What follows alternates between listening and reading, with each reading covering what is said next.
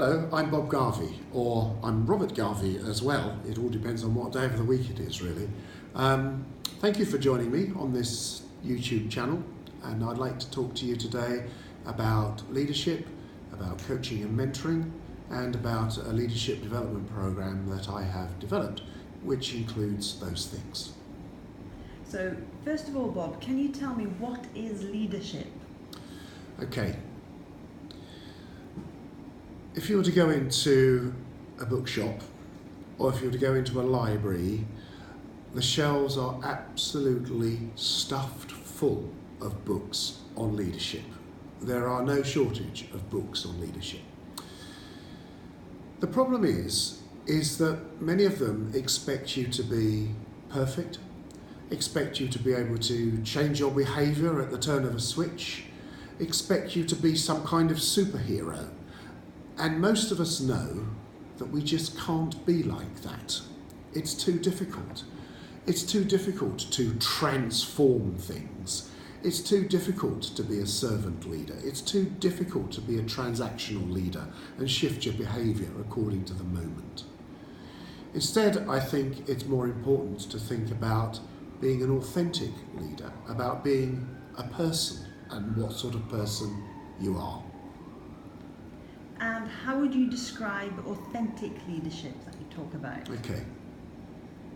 An authentic leader is someone who is self-aware, someone who is critically self-aware, someone who reflects on their own behaviour, and therefore through understanding themselves, they learn to be able to understand others better. An authentic leader is somebody who listens, somebody who respects other people, who takes into account what other people say. An authentic leader is basically a decent human being who respects others and works with others to get things done. Can anybody learn how to be an authentic leader? Well, I think you can, and that's where activities like coaching and mentoring come in. First of all, I'd like to say a few words about coaching and mentoring because the terms are often used together. And in fact, what is interesting is that both coaching and mentoring share the same skills, same techniques, and same processes. And yet there are some differences. Coaching tends to focus on performance issues, mostly, although not entirely. And coaching tends to be a much shorter term type relationship, is often a paid relationship. And it's often that the coachee is the person that provides the agenda, and it's the coach that facilitates that thinking. So a facilitator of thinking, if you like.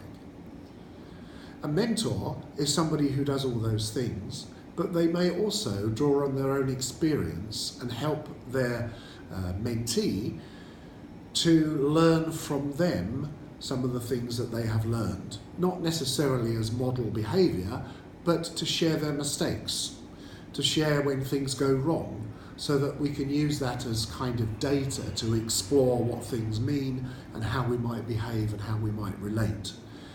So generally speaking, a coach won't employ their own experience, but a mentor will, and therein lies the main difference. So on your program, Bob, how do you link the three? How do you link coaching, mentoring and leadership? Okay. Well, in my years of working in this area of coaching, mentoring and leadership development, it's become very clear to me that both coaching and mentoring play a very important role in developing leaders. It's certainly, according to the Chartered Institute of Personnel and Development, one of the most commonly used processes, that's both coaching and mentoring, to develop leaders in a whole range of different kinds of organisation. And the program that I've developed employs what I have called the coaching and mentoring way. So it takes the idea about the coachee providing the content, it takes the idea about sharing experiences, good and bad, and it puts them together in a program. And the program hangs around a number of questions. The questions' wording can vary depending on the program and the needs of the people. But the first question is, how do I work with myself? And we will spend some time getting people in the group to bring some of their own experiences and encourage them to reflect on their own behaviours, think about alternative and different ways of doing things, and build some kind of personal action plan for the future. Because the self-aware leader is the authentic leader. The second question is, how do I work with my team? A very important aspect, because most people work in teams, and working with a team can be quite challenging. It can be quite difficult because we're not all the same, and it would be really boring if we all were the same.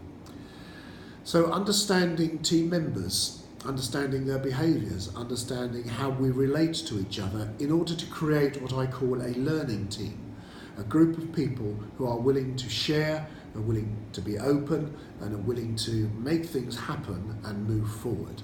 That's an important part of the programme, an important part of leadership. Another question is, how do I work with my clients? But alternatively, that could be, how do I work with my suppliers, or how do I work with my customers, or that kind of thing. And again, what we do here is we think about some real situations. We subject those real situations to critical incident analysis. We think about what happened, what could have happened, how we might work on it differently. We get people to understand and learn coaching skills so they can support each other during the programme as well. And we develop an action plan around how I work with clients or customers, or supply chain or whatever. And then the final question is, how do I work with my bosses? Very important question. I know from my own experience of extensive executive coaching that how people relate to their boss is one of the top 10 subjects in a coaching conversation. And so we spend time thinking about our boss, thinking about our boss needs, thinking about how we relate to them and how we relate to ourselves, so that we can become authentic and understanding and aware of ourselves and how we interact with all those groups of people.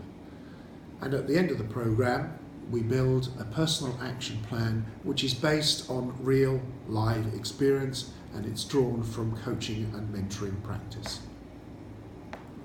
And how long does this programme run for? Well, it can vary, but a good length of the programme is 4 days, generally 1 day on each question, but it can vary depending on the group, because as a coach and mentor, I will follow the group's interests. And who should come on your programme? Well, I think that the people that should come on the programme are aspiring leaders, probably in senior positions and wanting to progress, and also those that are in leadership roles who want to develop themselves further. And how can people contact you to find out more, Bob? Well, I'm available on Twitter, and my Twitter account is robertgarvey6. Thank you very much.